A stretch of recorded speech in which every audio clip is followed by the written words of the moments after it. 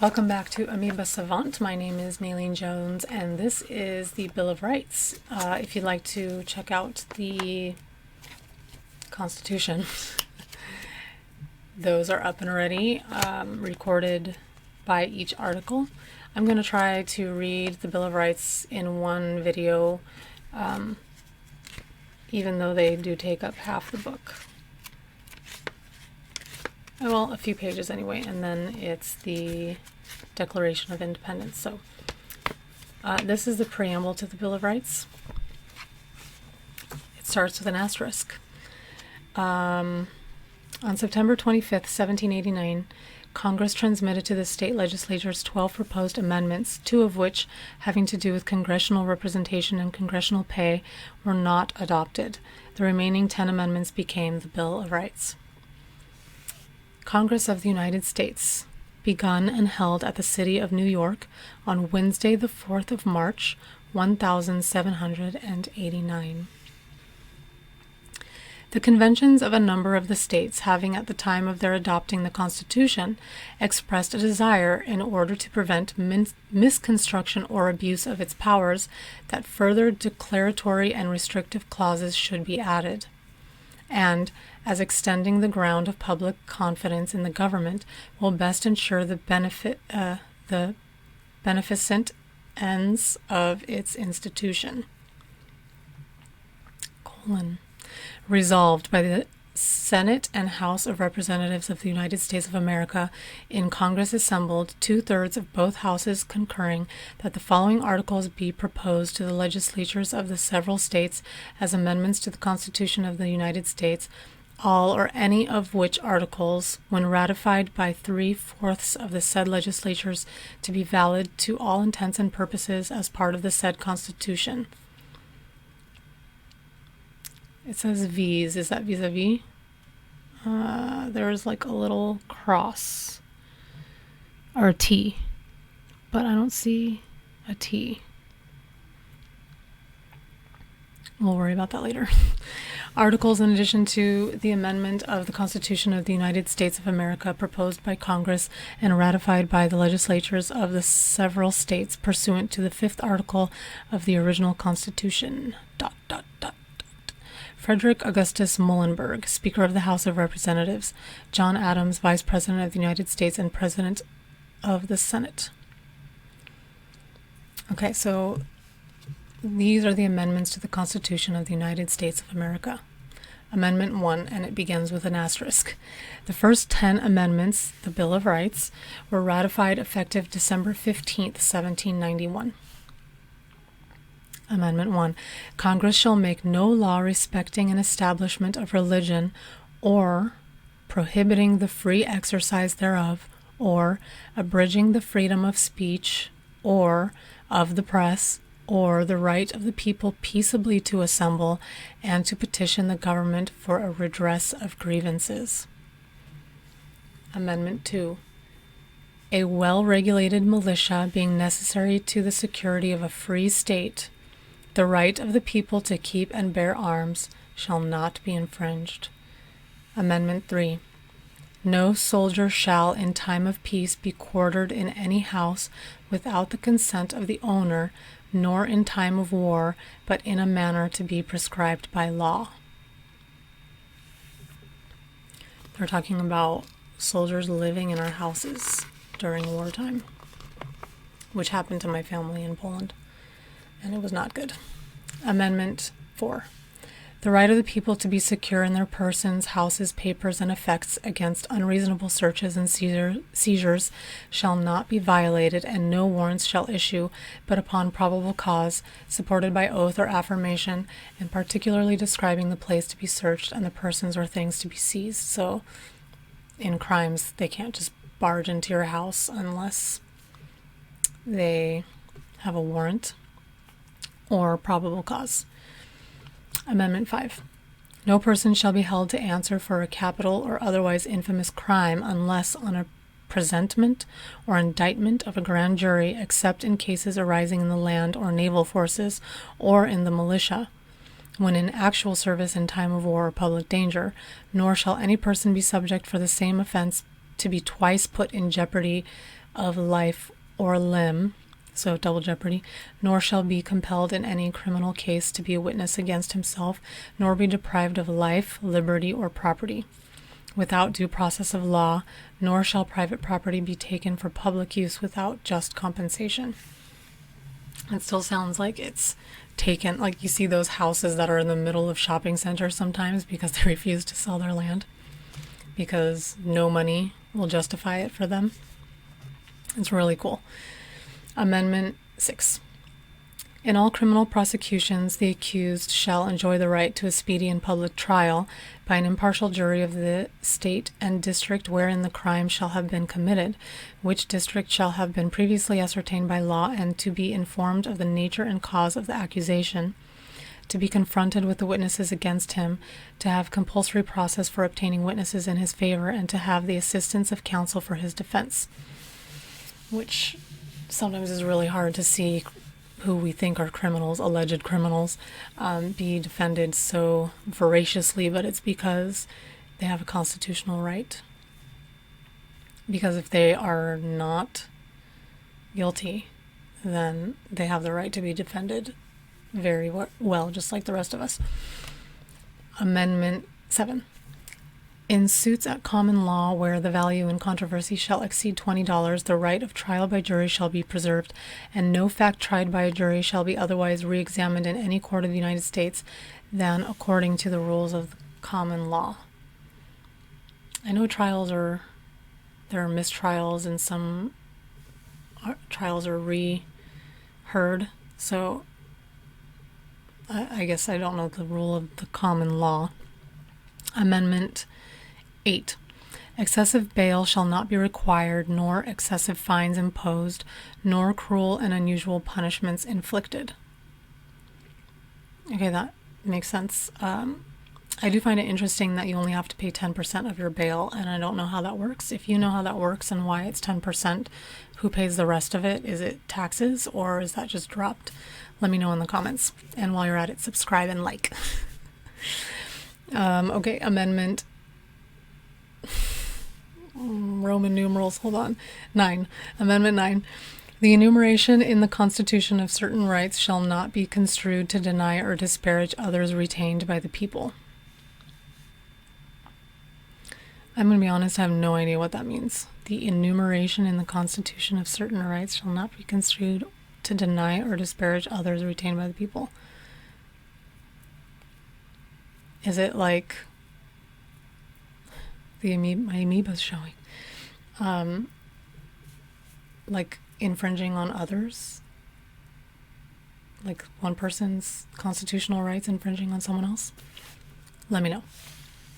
Amendment 10. I can read that Roman numeral very well.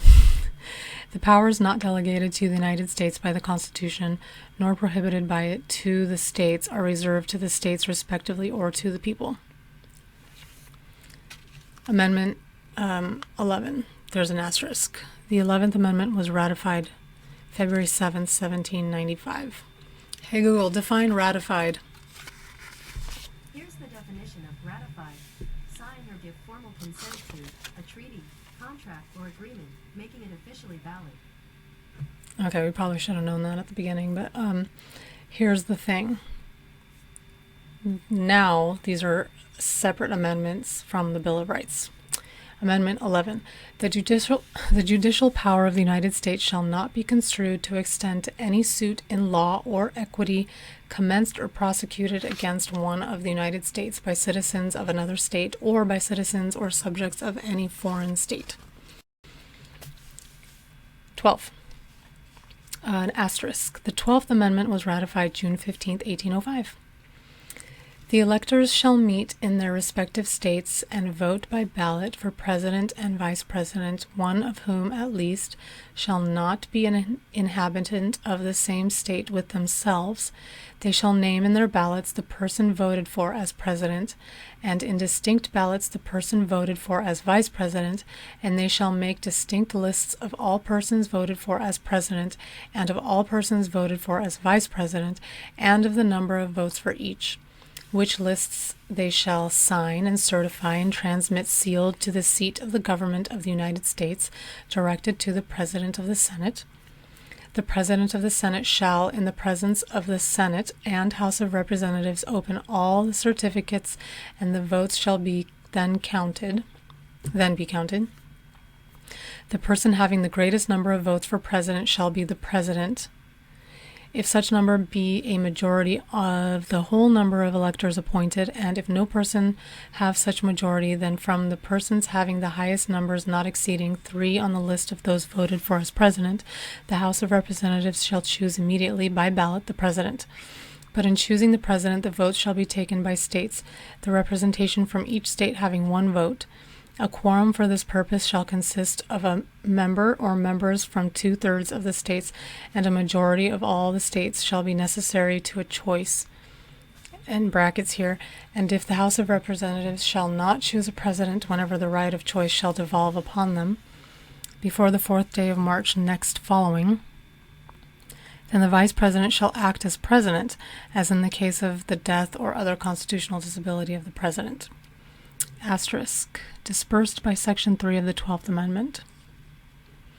The person having the greatest number of votes as vice president shall be the vice president, if such number be a majority of the whole number of electors appointed, and if no person have a majority, then from the 2 highest numbers on the list, the Senate shall choose the vice president. A quorum for the purpose shall consist of 2/3 of the whole number of senators, and a majority of the whole number shall be necessary to a choice. But no person constitutionally ineligible to the office of president shall be eligible to that of vice president of the United States. Okay, that was kind of wordy for me, but I think the most important point was the last sentence. But no person constitutionally ineligible to the office of president shall be eligible to that of vice president of the United States. So the same rules apply to the president as to the vice president, which is be a citizen, live in the States for 14 years at least, and be 35 or older. Amendment 13, asterisk. The 13th Amendment was ratified December 6th, 1865. Section 1. Neither slavery nor involuntary servitude, except as a punishment for crime whereof the party shall have been duly convicted, shall exist within the United States or any place subject to their jurisdiction. Thank you very much. That was December 6th, 1865. Section 2. Congress shall have power to enforce this article by appropriate legislation. And what is appropriate legislation? That's the end of that amendment, so we shall never know. Amendment 14. Asterisk. The 14th Amendment was ratified July 9th, 1868. Section 1. All persons born or naturalized in the United States and subject to the jurisdiction thereof are citizens of the United States and of the state wherein they reside. No state shall make or enforce any law which shall abridge the privileges or immunities of citizens of the United States, nor shall any state deprive any person of life, liberty, or property without due process of law, nor deny to any person within its jurisdiction the equal protection of the laws. So you better know the laws. Section 2. Representatives shall be apportioned among the several states according to their respective numbers, counting the whole number of persons in each state, excluding Indians not taxed. That's weird, right? But when the right to vote at any election for the choice of electors for President and Vice President of the United States, representatives in Congress, the executive and judicial officers of a state, or the members of the legislature thereof, is denied to any of the male inhabitants of such state being 21 years of age and citizens of the United States, or in any way abridged, except for participation in rebellion or other crime, the basis of representation therein shall be reduced in the proportion which the number of such male citizens shall bear to the whole number of male citizens 21 years of age in such state. Section 3. No person shall be a senator or representative in Congress or elector of president and vice president, or hold any office, civil or military, under the United States or under any state, who, having previously taken an oath as a member of Congress, or as an officer of the United States, or as a member of any state legislature, or as an executive or judicial officer of any state, to support the Constitution of the United States, shall have engaged in insurrection or rebellion against the same, or given aid or comfort to the enemies thereof, but Congress may, by a vote of 2/3 of each house, remove such disability.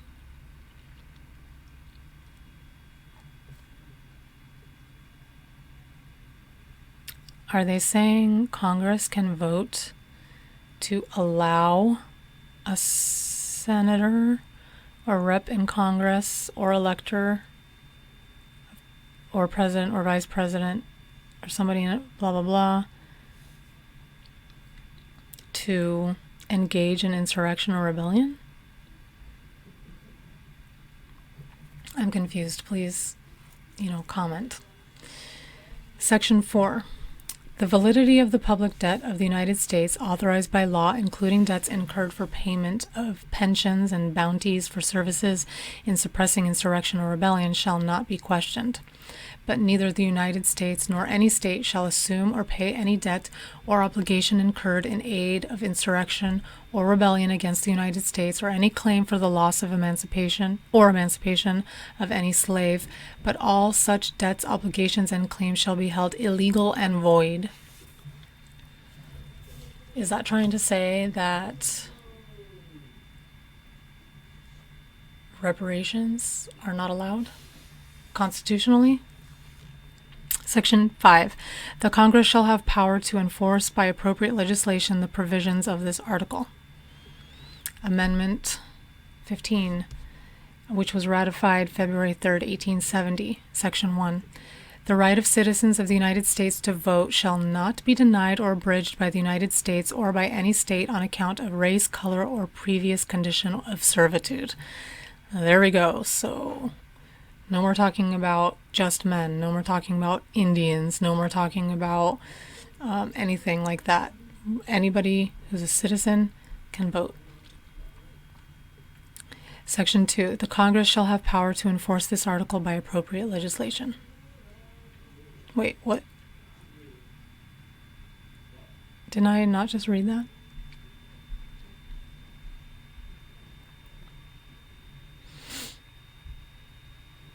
Oh, okay.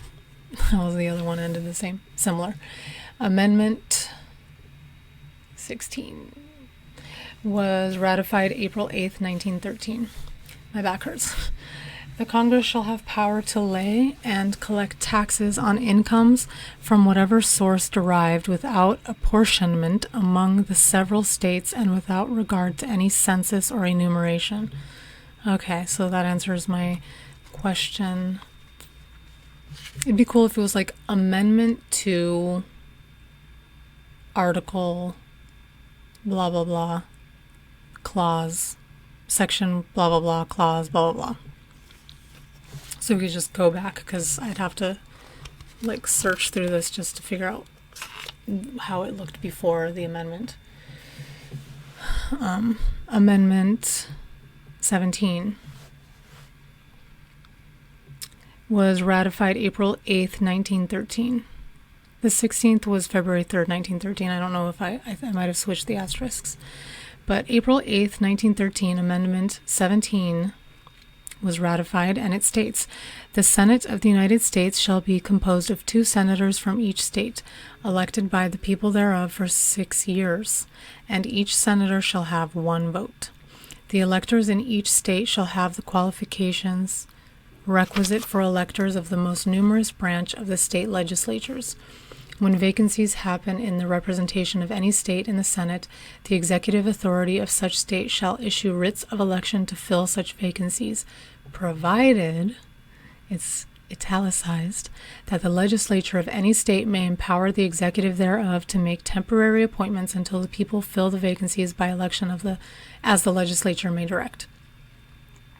This amendment shall not be so construed as to affect the election or term of any senator chosen before it becomes valid as part of the Constitution.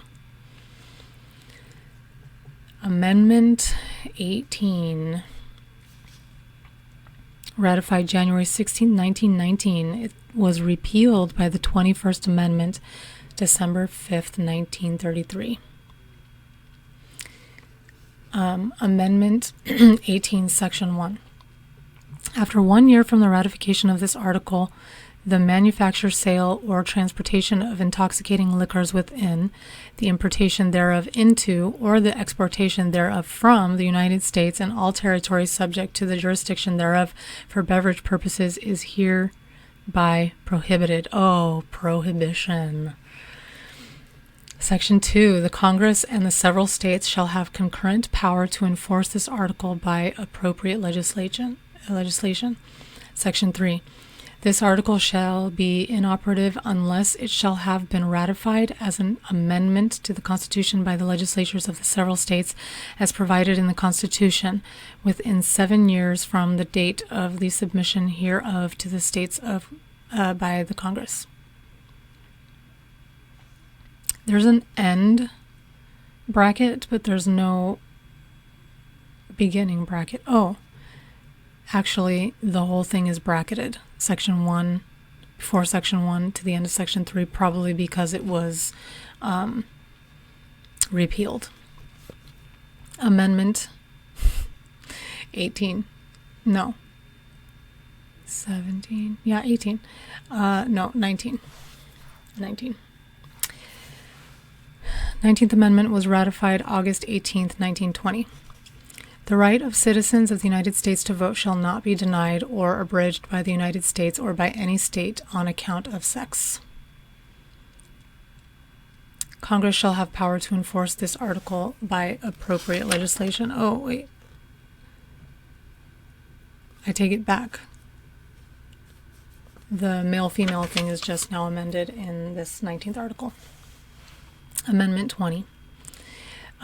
This was ratified by January 23rd, 1933.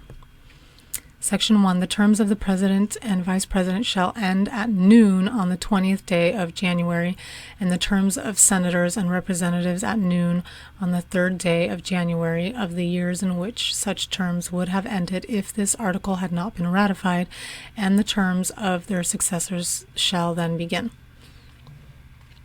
The Constitution did say to pick some dates, so here they are picking them. Section 2.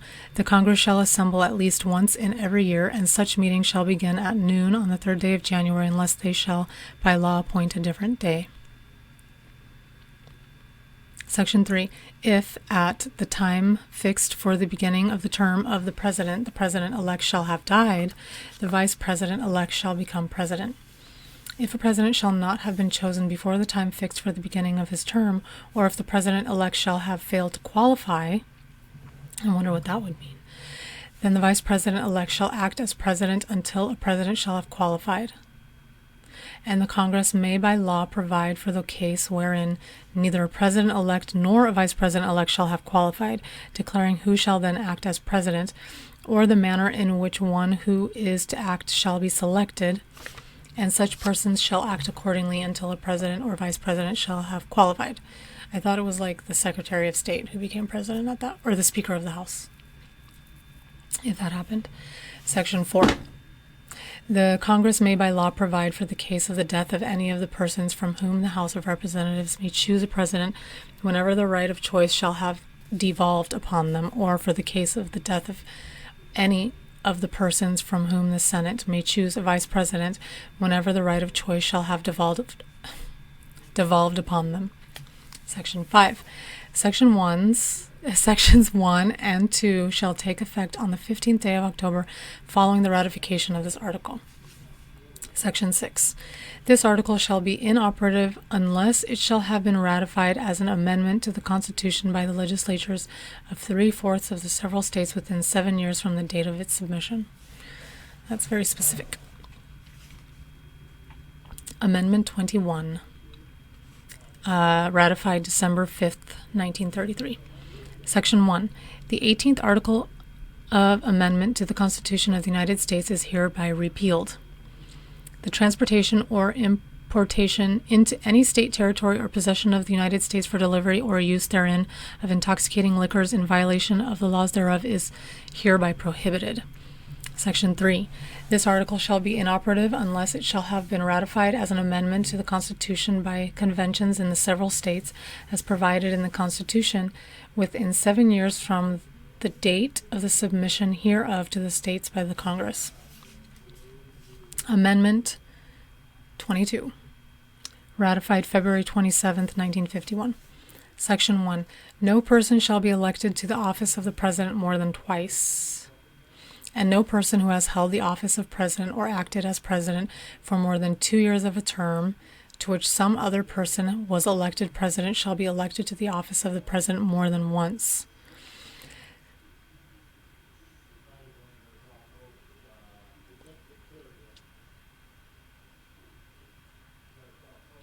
Is this like if Trump would have said that he didn't want to leave office, he could stay there for 2 years and then it would switch to Biden? Am I misreading that? Probably. Let me know. And subscribe. And like. I feel weird telling you to do that, but do it. But this article shall not apply to any person holding the office of President when this article was proposed by the Congress, and shall not prevent any person who may be holding the office of President or acting as President during the term within which this article becomes operative from holding the office of President or acting as President during the remainder of such term. Section 2. This article shall be inoperative unless it shall have been ratified as an amendment to the Constitution by the legislatures of 3/4 of the several states within 7 years from the date of its submission to the states by the Congress. Amendment 23 was ratified March 29th, 1961. Section 2. The district constituting the seat of government of the United States shall appoint in such manner as the Congress may direct a number of electors of President and Vice President equal to the whole number of senators and representatives in Congress to which the district would be entitled if it were a state, but in no event more than the least populous state. They shall be in addition to those appointed by the states, but they shall be considered for the purposes of the election of President and Vice President to be electors appointed by state, and they shall meet in the district and perform such duties as provided by the 12th article of amendment. Section 2. The Congress shall have power to enforce this article by appropriate legislation. Again, what do they mean specifically by appropriate legislation? Amendment 24. Ratified January 23rd, 1964. Section 1. The right of citizens of the United States to vote in any primary or other election for President or Vice President, for electors for President or Vice President, or for Senator or Representatives in Congress shall not be denied or abridged by the United States or any state by reason of failure to pay any poll tax or other tax. I like this. Section 2, the Congress shall have power to enforce this article by appropriate legislation. So they can't bribe you into paying, or into not the opposite of voting. Not voting. That didn't make sense. Just ignore what I just said. 25.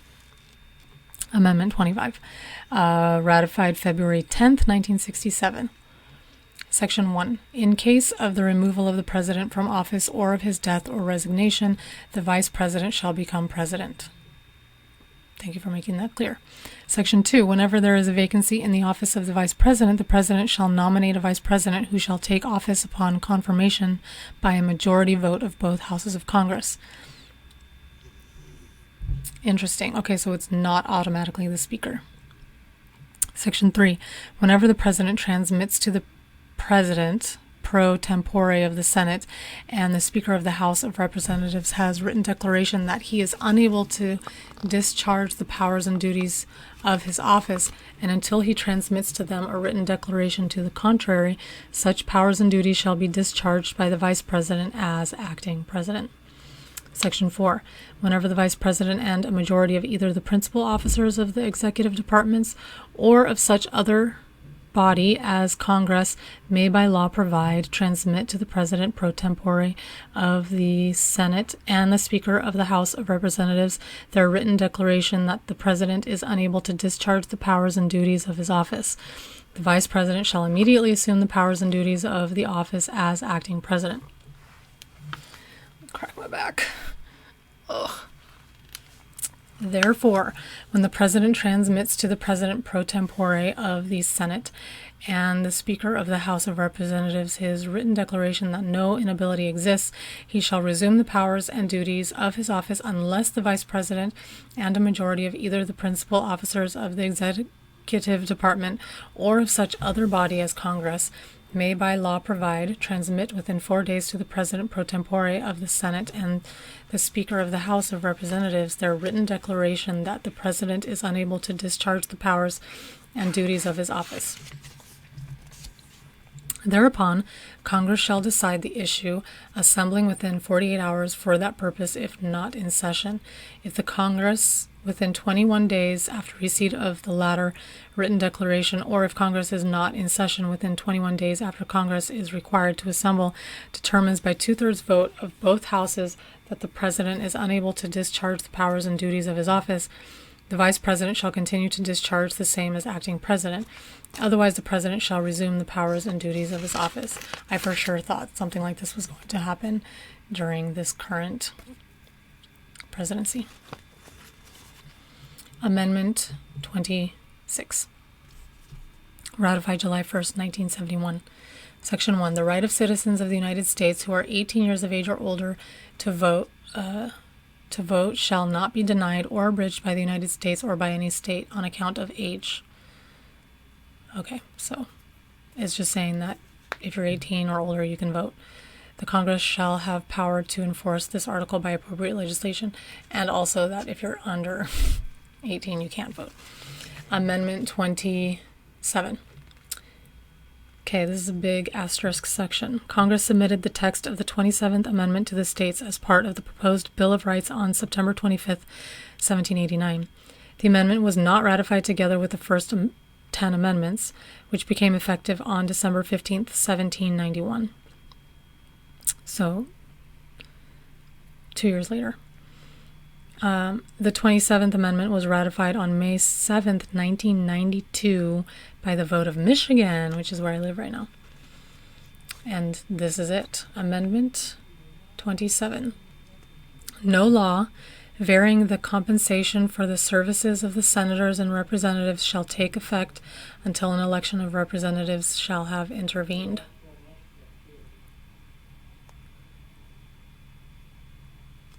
Are they talking about paying the reps and senators?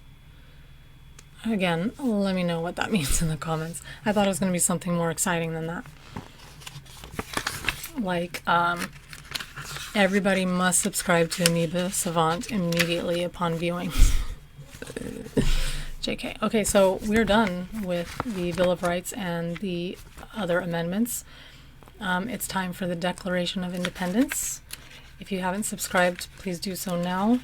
And in the next video, I'll be reading the Declaration of Independence. We'll see you there.